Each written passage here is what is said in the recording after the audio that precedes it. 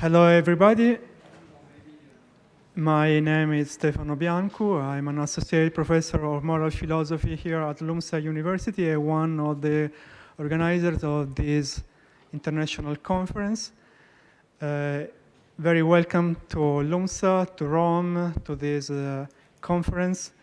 We are now some greetings and introductions by the LUMSA Rector, Professor Francesco Bonini. Then the floor will be of Silvia Dall'Olio, Dr. Silvia Dall'Olio, the director of the University of Notre, which will host the last session of the conference. And then Mathieu Guillermin of the Catholic University of Lyon, who is the coordinator of the NHNAI network. Dominique Coatanea, the president of ATEM, the Association of Moral Theologians, French-speaking moral theologians. And last, I will tell you something about the topic of our conference. And then we will be able to start with the keynote speech of Patricia Churchland, with Mario De Caro, Professor Mario De Caro of the University of Roma Tre, who will be the chair of this session. Professor Mario De Caro is also one of the keynote speakers of the conference. Please, Professor Bonini, the LUMSA Rector. Buongiorno, authorities, colleagues from over the world. Welcome to LUMSA, an Italian non-state public university rooted in the Catholic tradition and founded in 1939 by a woman, Luigia Tincani, in the heart of Rome, a stone's throw from the heart of global Catholicism. Originally established to train teachers for the Catholic schools, for the last 85 years, LUMSA has grown a lot. Considered today as one of the best medium-sized Italian non-state public universities, LUMSA offers education in many fields of the human and the social sciences to about 10,000 students in its campuses in Rome and Palermo in Sicily. I'm very pleased to open this international conference, which is the result of a collaboration between the international project NHNAI, New Humanism at the Time of Artificial Intelligence, the international PhD program Contemporary Humanism, and ATEM, the French-speaking Ecumenical Association for the Study of Ethics. NHNAI, ATEM, and Contemporary Humanism are each, in their turn, a network of collaboration. The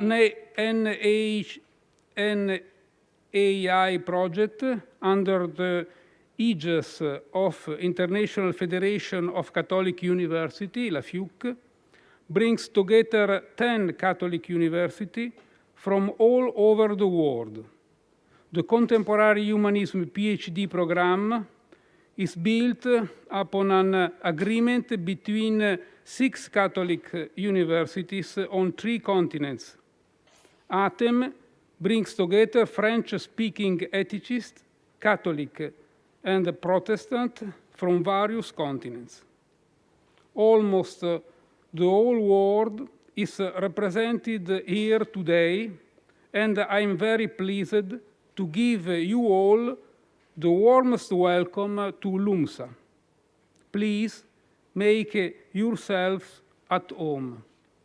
I would especially like to greet Her Excellency, the Ambassador of France to the Only See, Florence Mangin, who honors us with her support.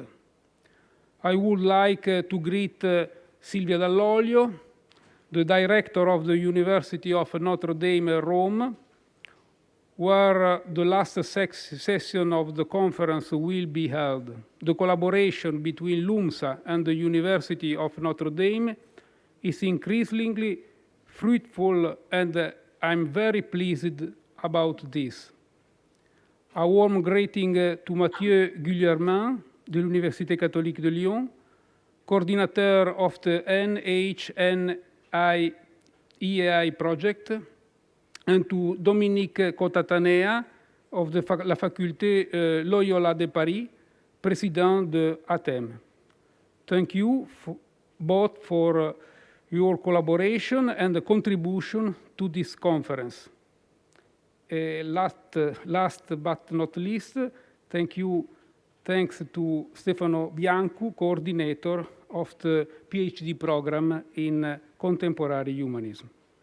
A special greeting to Philippe Bourdain, Dean of the Jean-Paul II Institute and a friend of LUMSA since the time as the rector of the Institut Catholique de Paris.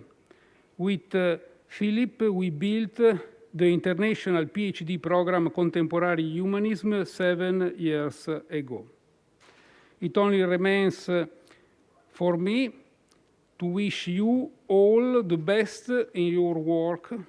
Today, new technologies, and in particular artificial intelligence and new knowledge, and in particular neuroscience, challenge human freedom in many ways and require our attention and our thought.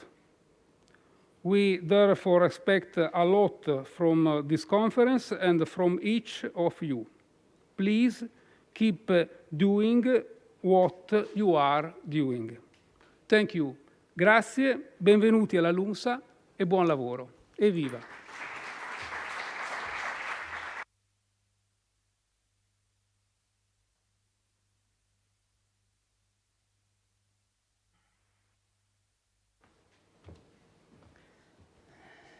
Good afternoon.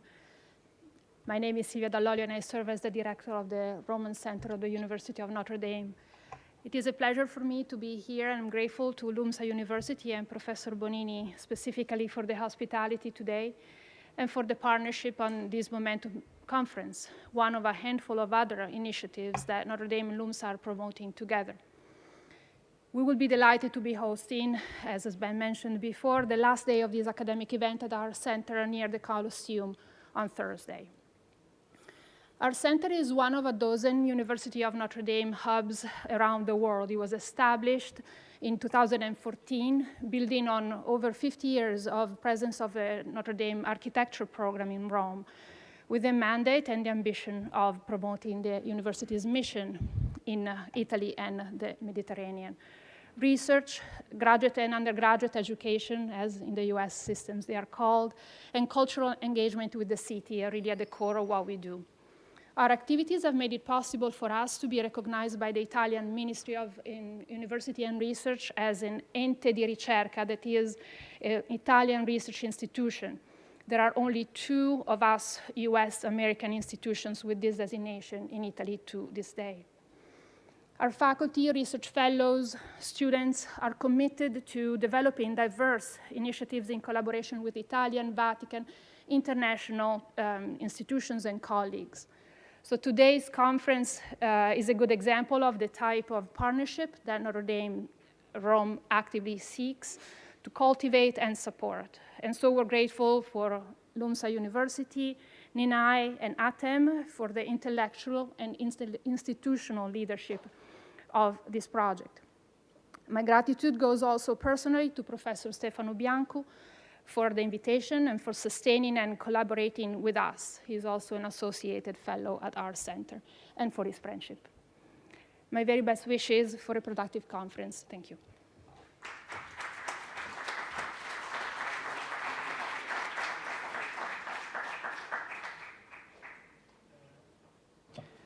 You have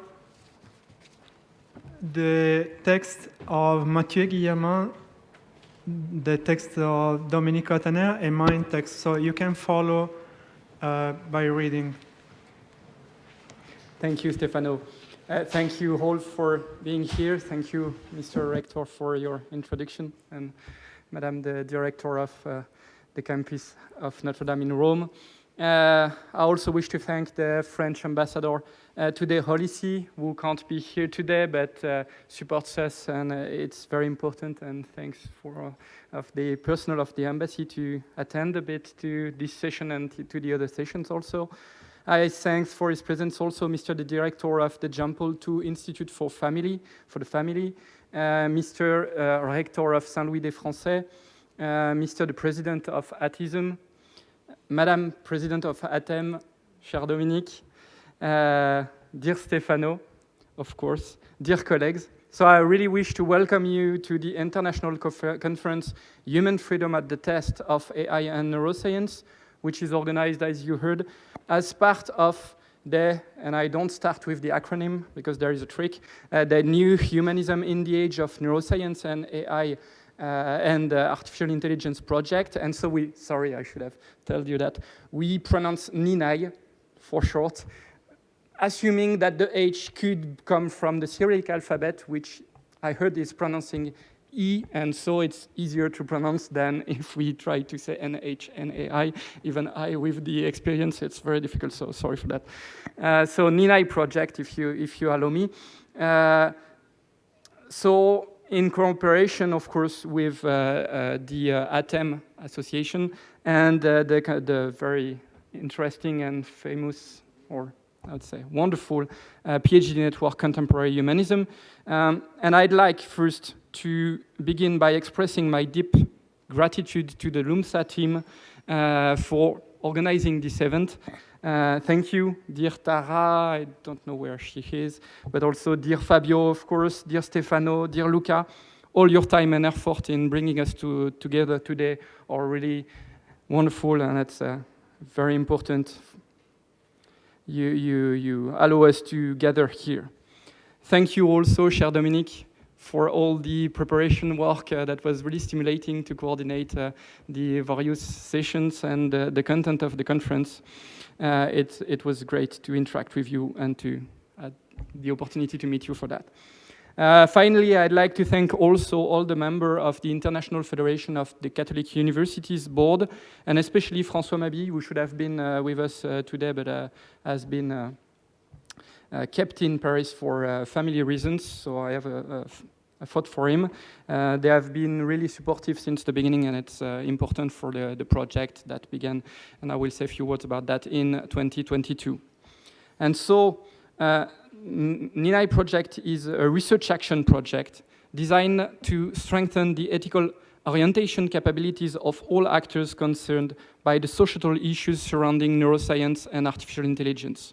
So under the aegis of IFCU, the International Federation, and with to date a network of 11 partners in 9 different countries, the project aims to put the resource of our academic and scientific institution at the service of collective reflection in society on what it means to be human in order to better move forward in the age of AI and neuroscience.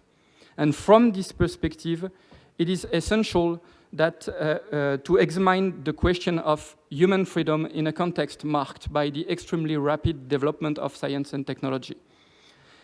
In this perspective, Hans Jonas' analysis is particularly illuminating. For him, the scientific and technological revolution began, and I quote, or started in freedom and as an exercise of human freedom, unquote. But technological development and the new powers it brings can nevertheless enslave us if human reason refuses or is unable to take the steering wheel. In the absence of such an orientational effort, technological development, and I quote again Jonas, continuously gathers new momentum, carrying its carriers along as its appointed instruments. Thus, while the revolution started by revolutionaries, it is now continued, although still a revolution, by the orthodox. What began in acts of supreme and daring freedom has set up its own necessity and proceeds on its own course like a second, determinate nature, no less deterministic for being man-made. So it's from Jonas 1974. From this point of view, we could say that the NHNAI project intends to contribute to the fight against the self-mutilation of human freedom by working to strengthen collective capacities for ethical orientations along two structuring and intertwined axes. First, we aim to contribute to the elaboration of an ethical compass, if I may say so, by means of reflection on the theme of humanism, by means of a renewed exploration of what it means to be human in the age of AI and neuroscience. And second axis, we want to contribute to the development of this compass, not only through an academic research effort, but also with an action research initiative aimed at, and most importantly, with concerned social actors. So this exploration of what it means to be human, of who we are, but above all, maybe of who we want or we should be, so the theme of humanism in its axiological sense, is indispensable for ethical orientation in the age of AI and neuroscience. And indeed, it's a question of exploring and deepening our understanding, because the notion of humanism itself is far from being clear and consensual, unproblematic, and ready to serve the effort of ethical orientation.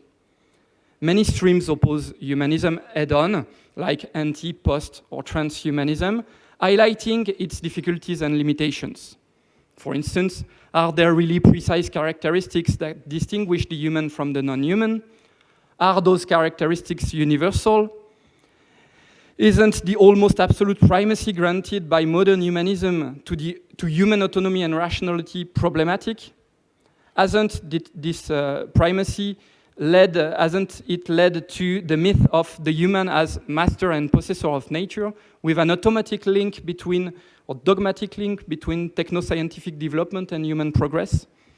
Today, these difficulties seem to be even reinforced by the theoretical and scientific contribution of AI and neuroscience, as well as by their technological spin-offs.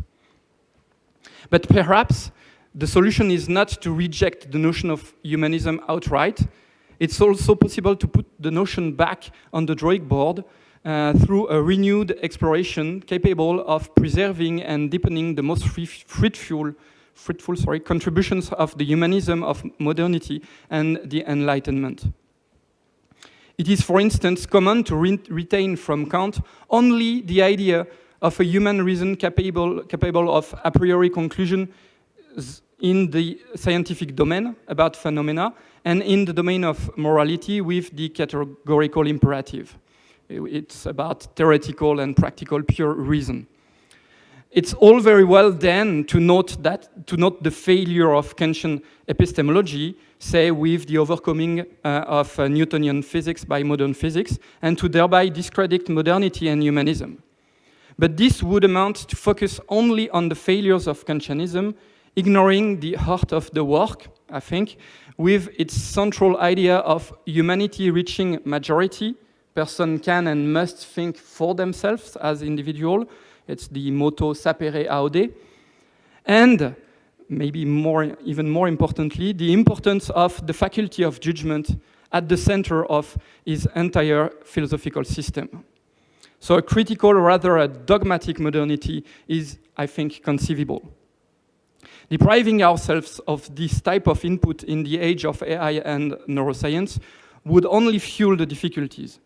It seems far more fruitful to deepen this type of resource and to couple it with the exciting insights from AI, neuroscience, and cognitive science themselves, in order to outline the contours of a new humanism, opening up to a renewed understanding of our freedom, our intelligence, our ability to judge. From my limited epistemological and philosophical standpoint, I foresee all the fruitfulness and the necessity of an understanding that, beyond the formal and algorithmic aspects, acknowledges the living and the lived dimension of who we are as human.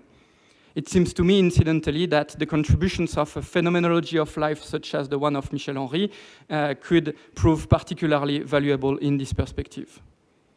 But above all, I'm very extremely enthusiastic about the prospect of exploring these questions with all of you during the coming days. with around 70 participants from a wide range of disciplines: anthropology, philosophy, sociology, neuroscience, cognitive science, psychology, computer science, theology, law, and even more. The resolutely interdisciplinary exchanges of our conference promise to be particularly stimulating. Such diversity is essential if we are to explore the question of human freedom through the many dimensions of the theme of humanism. Our gathering, therefore, represents a kind of culmination for the NHNAI project, but it's also a basis or a springboard for further development. Further development by creating academic and scientific links and collaboration, of course, but not only. And I'd like to finish to focus briefly on the project's second structuring axis, not just exploring humanism among academic experts, which is the research action link with social actors concerned by the ethical issues raised by AI and neuroscience. Putting the resources of our scientific and academic network at the service of collective social reflection is a central objective of the project. Indeed, the ethical and social issues linked to AI and neuroscience can often be described as what we could call wicked problems, as they correspond to scientific problems, including human and social sciences perspective, as well as to political matters. And so to respond to these kinds of wicked challenges, the contribution of technical and scientific expertise is essential, but is not sufficient. A response will never be purely technical, but will also inevitably correspond to a political commitment, possibly implicit, or to the adoption, voluntary or not, of a way of living together. Just think of the algorithm used to recommend the content on internet, designed above all, and that's very problematic, to capture attention because of the economic model. How can we do things differently? Precisely with what alternative economic model? Enlightened collective reflection and deliberation are essential, otherwise we risk falling into a technocratic approach that would, I think, both be ineffective and crippling to the freedom and autonomy of each and every individual. As Pope Francis states in his message for the 57th World Day of Peace, this year in 24 January, ensuring AI serves, and I quote, the cause of human fraternity and peace is not the responsibility of a few, but of the entire human family. So it's a question of freedom, of course, to decide what we want to do, but also a question of responsibility. Is it the responsibility of each and every one of us to recognize, to welcome, and to make ourselves available to, and I quote again, the ethical good, and that's from Laudate Deum, that means to a sincere concern for our common home and a real preoccupation about assisting the poor and the needy discarded by our society. This affirmation, not only of the right, notably in the name of human freedom, but also of the responsibility of every member of the human family to engage in a collective effort of ethical orientation, is highly significant for thinking about the specific responsibility of scientific and academic and university communities and expert groups. Faced with wicked problems such as those raised by AI and neuroscience, the contribution of scientific and technical expertise can only be humble and contribute to collective efforts in response to this ethical good. This is why the NHNAI project's focus also, not only, but also lies on service to society, to collective reflection. Academic exchanges within the work and on the occasion of this conference, within the network, and on the occasion of this conference, have a great intrinsic value, of course.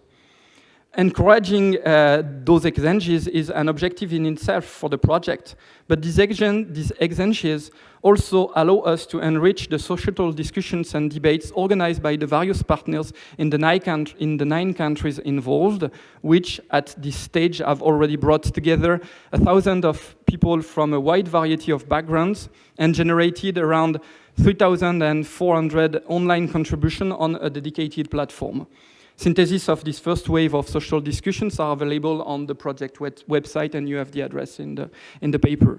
So in It is in this double respect, in the perspective of the richness of our upcoming exchanges, but also in that of their fruitfulness for the service to societal reflection, that I would like to thank you again from the bottom of my heart for your presence and your participation. Once again, I'd like to welcome you to our conference on human freedom at the test of AI and neuroscience, and I wish you and us wonderful discussions. Thank you all so much.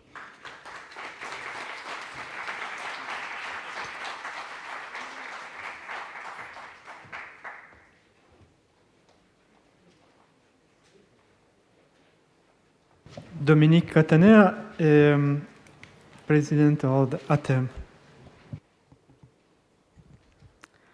Thank you very much for this speech in English. I'm so sorry because I'm speaking in French for the moment. Thank you for your hospitality in this wonderful space of the LUMSA with all the wall, Pope, during the cycles being walking on this side of this part of the LUMSA. Thank you for this hospitality in your university too, Notre Dame, for another time. So, students, I'm pleased to meet you in your aula, in your faculties, in your university, and I hope some of you can understand in French. Now I'm going in French. Madame l'ambassadrice de France, près du Saint-Siège, merci infiniment pour votre présence et pour votre hospitalité pour notre association de théologiennes et de théologiens pour l'étude de la morale. Nous aurons le bonheur de pouvoir vous visiter dans vos locaux. Merci. Monsieur le recteur de la LUMSA, professeur Francesco Bonini, merci encore pour ce magnifique espace que vous mettez à notre disposition. Nous sommes des francophones en terre italienne et nous sommes heureux de pouvoir atterrir ici, dans cette magnifique université. Madame la directrice de l'Université Notre-Dame, merci encore de nous accueillir aussi dans vos locaux dans quelques jours. Messieurs les coordinateurs de ce projet NHNAI, Mathieu, est-ce que je prononce correctement, me semble-t-il? Cher Mathieu, cher Stefano, Biancu, merci d'avoir eu l'idée absolument fantastique de nous associer comme association de théologiennes et de théologiens francophones dans un projet dédié à la recherche internationale et interdisciplinaire. C'était un très grand honneur pour nous que d'être là avec vous. Et Stefano, je dois souligner que tu es membre de l'ATEM et que grâce à toi, il y a bientôt 10 ans, nous étions à Trento pour aussi un colloque de l'ATEM en terre italienne. Donc c'est possible pour des francophones. Merci infiniment, monsieur le directeur de l'Institut Jean-Paul II pour la famille. Merci, cher Philippe, toi aussi tu es membre de l'ATEM. Et nous sommes heureux de pouvoir bénéficier de ton hospitalité demain. Merci, monsieur le recteur de Saint-Louis des Français, cher Laurent Breguet, qui est un ami angevin et qui allait nous accueillir aussi dans vos locaux. Merci, monsieur le président de l'ATISM, l'association de théologiens moralistes italiens, cher Pierre David Eguenzi, merci de ce travail en commun, merci de ces rencontres qui sont une première pour notre association. Et enfin, merci, vous les membres de l'Académie pontificale pour la vie, et notamment Carlo Casalone, qui va nous permettre de découvrir, pour ceux qui ne le connaissent pas encore parmi nos membres, cette magnifique institution au service de la recherche en éthique. Chers amis, chers collègues membres de l'ATEM, chers étudiants, et vous tous aussi les collaborateurs de l'ombre de cette université qui avez fait tant et tant pour que depuis 2 ans, ce colloque se prépare et nous puissions être rassemblés aujourd'hui. Votre engagement est sans faille. Merci et notre gratitude est immense. Ce projet NHNAI, nous l'avons entendu dans la bouche de Mathieu, est porté par des universités catholiques au niveau international, soutenues par la FIUC. Et il est pour nous un modèle de travail interdisciplinaire dans la plus large acception de ce terme, grâce à votre souci constant d'élargir l'espace de nos tentes académiques. Dans cette dynamique collaborative, les divers instituts, les divers acteurs en sciences humaines, en sciences sociales, en sciences naturelles et physiques, mathématiques, sont invités à penser les liens étroits, parfois masqués, entre les disciplines et leurs herméneutiques. Faire entrer en dialogue les spécialistes des algorithmes et ceux des relations entre vivants au sein de collectifs d'acteurs engagés suppose, de part et d'autre, le désir vif et aiguisé de ce travail commun. En effet, chaque domaine scientifique opère comme milieu de vie spécifique et de choix situés. Chacun se découvre en tension avec ses partenaires potentiels, tant sur les méthodes que sur les visées de la recherche et de l'action. Sous ce régime de complexité systémique émergent les questions les plus décisives et les plus ardues. Pourquoi s'engager dans ces voies ? Comment faire pour bien faire ? Comment discerner avec sagesse ce qui se dessine en termes de vie 2.0 ? Comment garder vivant le lien charnel à cette terre qui est le substrat indispensable pour construire et penser des machines au service de l'humanisation des relations entre les vivants, en imaginant l'articulation entre bien et juste à partir des plus exclus de cette révolution numérique. S'invite ainsi discrètement, avec cette détermination, toute la dimension éthique de nos existences relationnelles, de nos existences charnelles et terrestres. Les questions deviennent ainsi métaphysiques, ouvrant alors l'espace et les processus possibles de nos rencontres avec le mystère d'une vie donnée au cœur de la matière. Pensez alors l'humanisation en relation avec le mystère que nous sommes et qui nous compose, suppose peut-être d'oser réécouter cette profonde sagesse de nos maîtres en humanité. Je cite ici un théologien moraliste français, Xavier Thévenot. Tout ce qui se commande au nom du Dieu de Jésus-Christ doit pouvoir se justifier du point de vue de la liberté et de la vérité de l'homme. Et tout ce qui est prescrit par la raison droite doit pouvoir montrer sa cohérence avec la vérité de la foi chrétienne. Si je cite ici la grande dynamique des études de théologie morale francophone, dans la forme privilégiée par un théologien français du XXe siècle, professeur à l'Institut catholique de Paris, je l'ai cité Xavier Thévenot, salésien de Don Bosco, donc aux racines italiennes, c'est qu'il était aussi membre de l'ATEM et que nous allons bientôt fêter les 20 ans de sa mort. Par lui, une longue tradition chrétienne se donne à partager, dans un langage renouvelé, pour accueillir les joies et les espérances, les drames du temps présent, notamment une manière d'habiter le monde en lien avec toutes les créatures, une manière humaine d'habiter à partir de régimes d'individuation situés, c'est-à-dire faisant droit à un anthropomorphisme modéré, car notre point de vue ne peut être que celui déterminé par nos modes d'être au monde. Sachant saisir en notre sein le caractère unique de toute vie, dans sa diversité relationnelle et vivifiante. Les grands récits bibliques qui composent notre tradition de foi, d'espérance et de charité racontent cette épopée qui assume le divers, le relationnel entre humains, non humains, où ciel, terre et abîme entrent en communication. Car rien n'est en dehors de la vie incarnée et située sur une terre qui façonne et oblige. Le travail de recherche préparatoire à ce colloque a eu le souci de garder ouverte cette dimension théologique du monde. Il s'est agi de saisir non seulement comment les calculs, les algorithmes déployés pour arraisonner le monde et le conduire selon la raison humaine sont d'une efficacité technique extrême, générative, comprendrons-nous, mais aussi comment et en quoi ces fruits d'une intelligence humaine outillée qui fait la spécificité du rapport au monde des humains, peuvent et doivent être questionnés dans le sens du juste et du bien.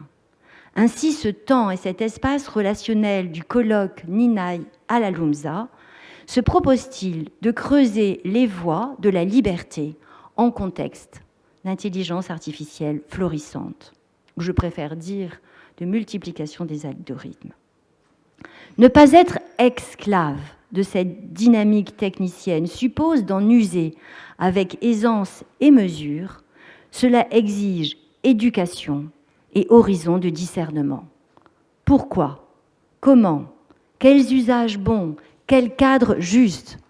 L'extrême puissance technique de notre monde commun invite ainsi à une conscience toujours plus affinée et habitée par le souci de répondre de ses choix.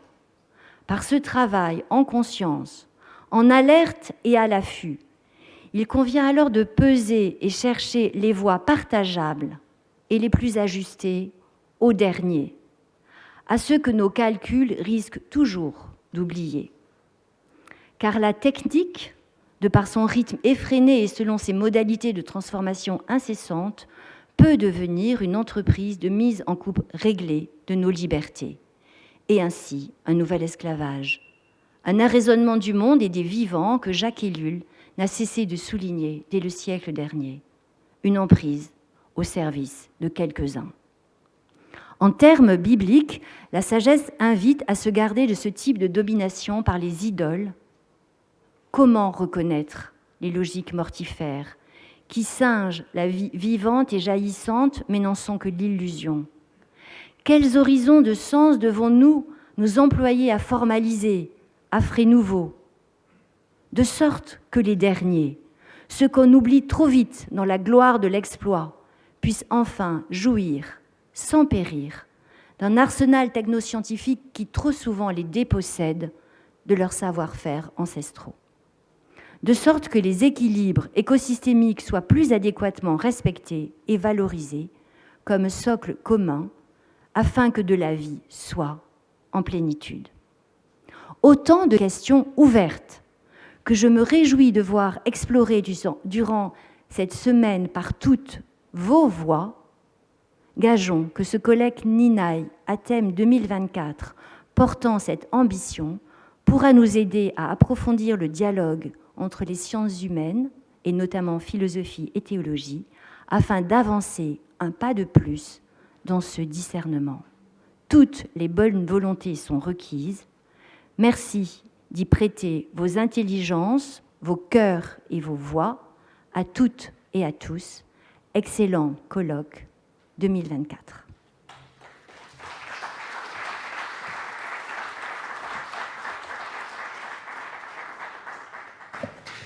It's now my turn. Before starting with my introduction, let me express my gratitude to all of you for coming, to our keynote speakers, Patricia Churchland, Mario De Caro, Fiorella Battaglia, Laura Palazzani, Dominique Lambert, to the speakers in the different parallel sessions, to the chairs of the different sessions, to Mathieu, Guillermin, coordinator of NHNAI, to Dominique Coatanea, president of ATEM, to Silvia Dall'Olio, the director of the University of Notre Dame, Rome, to our rector, Professor Bonini, to the LUMSA team, Professor Fabio Macioce, Dr. Luca Possati, Mrs. Tara Beravesh.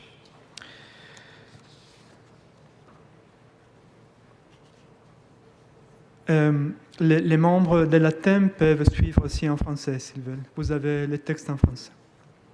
Welcome again to this international conference organized, as you know, by the NHNAI network, the Contemporary Humanism PhD program, ATEM, with the collaboration and the valuable support of the International Federation of Catholic Universities and the University of Notre Dame, Rome. Over the next few days, we want to question ourselves about human freedom. In particular, we want to question how our freedom is being challenged today by new technologies, especially AI, and new knowledge, especially that of neuroscience. At the beginning of our conference, we need to ask ourselves, why this topic? For at least two reasons, I would say. The first reason is that the question of freedom represents the fundamental question of humanism, on which the NHNAI network and the Contemporary Humanism PhD program have been working for some years now. We all know that sort of manifesto of humanism that is the Oratio de Hominis Dignitate that Giovanni Picco della Mirandola wrote in 1487. As we know, in Picco's Oratio, God addresses these very famous words to the human being. I quote, "I have placed you at the very center of the world, so that from the vantage point you may with greater ease glance round about you on all that the world contains. We have made you a creature neither of heaven nor of earth, neither mortal nor immortal, in order that you may, as the free and proud shaper of your own being, fashion yourself in the form you may prefer." End of a quotation. The human being is placed by God at the center of the world. Unique among all the creatures, the human being has the power to freely shape themselves as they see fit. Man, the human being, is therefore a free project, called to freely and creatively realize themselves. This is indeed the core of humanism. That humanity that unites all human beings is not just a given, but is also and always a task that requires creativity and therefore freedom. Actually, Picco was well aware that freedom is nothing absolute. His idea of freedom was not abstract. The Latin text of the Oratio reads, I quote, "Medium te mundi posui, ut circumspiceres inde commodius quidquid est in mundo. Nec te celestem, neque terrenum, neque mortalem, neque immortalem fecimus, ut tui ipsius quasi arbitrarius honorariusque plastes et fictor in quam malueris tute formam effingas." End of a quotation. Picco is thus aware that the human being is almost entirely free to shape himself. He knows that human freedom is not absolute, but always has conditions and conditionings. It is a situated freedom. Since its origin, humanism has never been the defense of the reasons for an absolute freedom. It has been and still needs to be the affirmation that the task that awaits us to freely become human, to freely fulfill our humanity, is rooted in our concrete situation, be it biological, historical, cultural. The second reason that prompts us to question ourselves about freedom is that AI and neuroscience urge us to ask ourselves what space remains for freedom. What space remains for our freedom if machines are now able to choose for us and if algorithms deeply interfere with our choices? What space remains for our freedom if all our choices and decisions can be entirely explained in biological, physiological, even chemical terms? On this second question, the question of what space remains for human freedom at the time of AI and neuroscience, we will work hard all together over the next few days. It is therefore on the first question that I'd like now to focus in particular, on the importance of humanism and the great question which it raises of human freedom. Let me start by saying that the notion of humanism is highly polysemic. I deem it necessary to distinguish at least three ways in which the term may serve: the historiographic use, the cultural one, and the axiological. Humanism is above all a historical and historiographic term with a descriptive and interpretative function applied to certain points in European and Western intellectual history. The Italian humanism of the 15th century, the German new humanism of the 18th century, the Goethe Zeit, and the various humanism of the 20th century. The pedagogical humanism, the Christian one, the existentialist, and the many humanisms of the Anglo-American humanist movements. Then there are the reactions to such humanisms, the anti-humanism of the 20th century and the various post- and transhumanism of the 21st century. Still, humanism is also a broad term in culture. As such, humanism is not only a term representative of a given historical period, rather it is a term that serves as a catalyst for a worldview, a Weltanschauung, and an ethos that implies social and political institutions of a certain form. Humanism is at this point nothing less than an eponym for European civilization. Humanism is here understood as the generative category which, for better or worse, gave rise to a particular civilization, that is, to a culture and its social and political institutions. Other than being a historical and cultural term, humanism also carries an axiological meaning. As such, humanism has performed the role of a regulative ideal.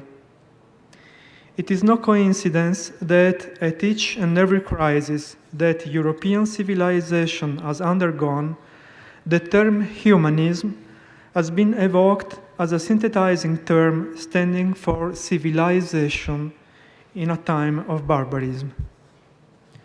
This has been the case with the Italian humanism in the aftermath of the crisis of medieval Europe, and afterwards with the various humanisms of the 20th century in the wake of the two world wars. In its historical and historiographical meaning, the term humanism has a clear and definite referent, that is, precise moments in the intellectual history of Europe and the West. This is not longer the case, however, when the term is applied in the broad cultural sense and in its axiological meaning. In these cases, the term humanism functions more as a mythical than a logical concept. Humanism is not intended here as a descriptive or informative term, but rather as a regulative ideal that aims to establish a space of reciprocal recognition and a just order of relationships. Relationships with ourselves, among us, with the world, and even with what is perhaps beyond the world or at its foundation. It is no coincidence that exactly 75 years ago, in the aftermath of the world catastrophe, the 1949 edition of the very famous Rencontre internationale de Genève was entitled Pour un nouvel humanisme, towards a new humanism. It was attended by leading intellectuals of the time, such as the Swiss theologian Karl Barth and the German philosopher Karl Jaspers. Jaspers' speech is particularly interesting for us.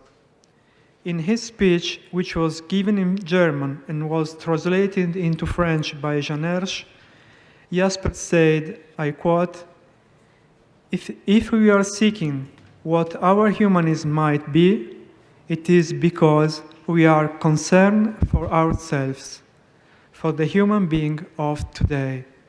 End of the quotation. I think this should also be our attitude in this conference. We seek a new humanism, a future humanism, because we are concerned. We are concerned about the task ahead of us of becoming human, of fulfilling our humanity. We are concerned that our technologies and our knowledge do not hinder us in this task, but rather support us. Indeed, technology and sciences play a major role in our task of becoming human. The knowledge and technology we produce can support us in our free and creative task of being and becoming human, but they can also hinder us. They are not neutral tools. Concerning technology, what Jaspers already observed is still relevant today. I quote, today, the human being's destiny is played out in technology. Destiny and technology can serve either to save them or to destroy them. The die has not yet been cast. We need to seize the destiny and make it our task.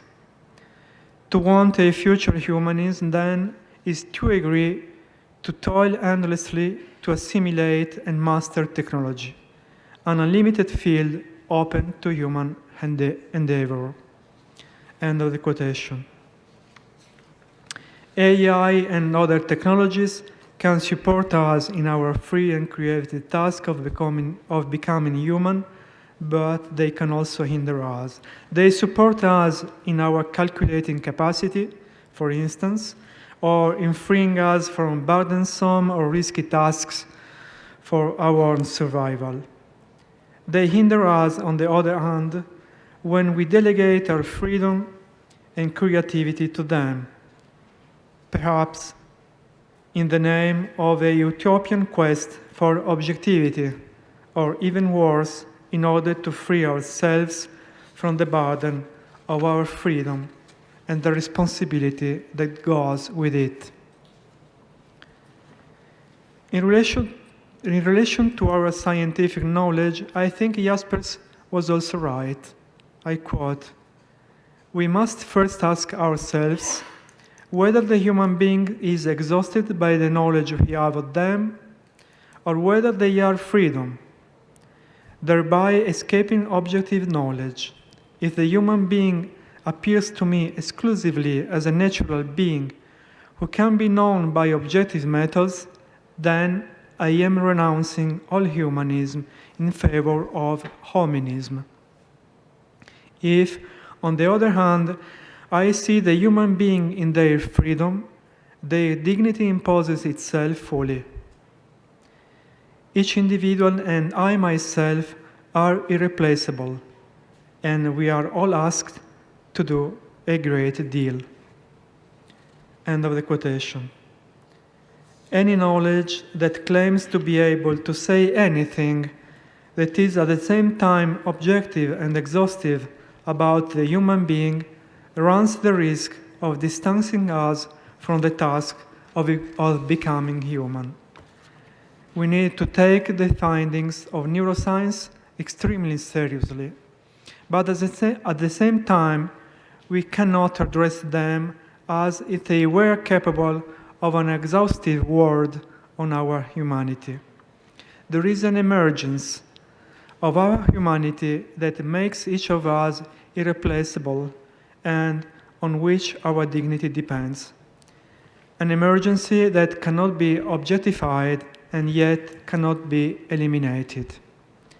This is why these new and powerful technologies, AI, and this new field of knowledge, neuroscience, require an ideal regulator such as that which humanism has offered throughout history and can still offer, in the name of our common humanity and the task it represents for each of us and for us all together. This is why, in the times of AI and neuroscience, Giulia Kristeva's invitation seems even more urgent. We must dare humanism. Thank you so much.